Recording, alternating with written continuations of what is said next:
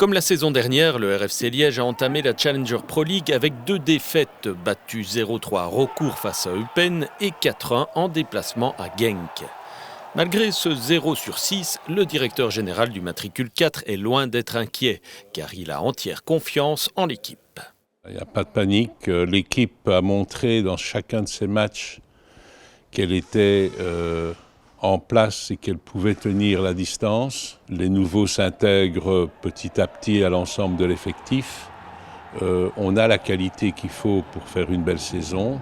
Pour y parvenir, le staff dispose d'un noyau de 23 joueurs. En termes de transfert, 5 départs ont été actés. Les principaux sont ceux des titulaires Renaud Wilmots et Benoît Nissen. Pour se renforcer, le club a recruté 6 joueurs tout en remplissant 2 conditions.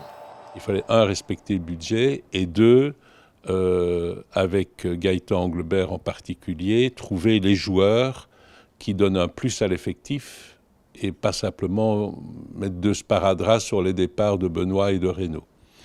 Et donc, tous les joueurs que l'on a recrutés ne l'ont pas été par défaut.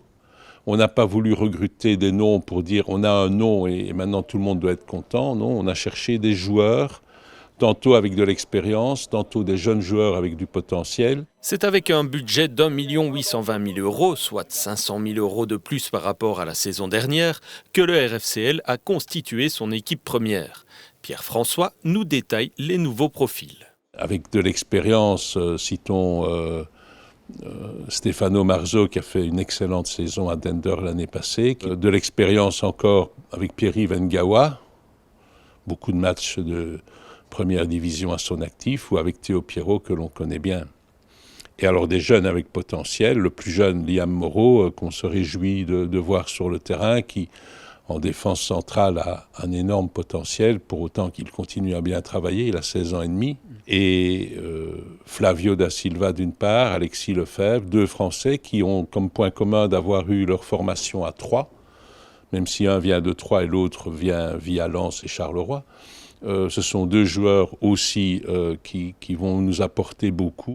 Depuis New York, la cellule data des actionnaires américains a également validé les arrivées de joueurs. Sauf rebondissement de dernière minute, le mercato du RFC Liège est désormais bouclé.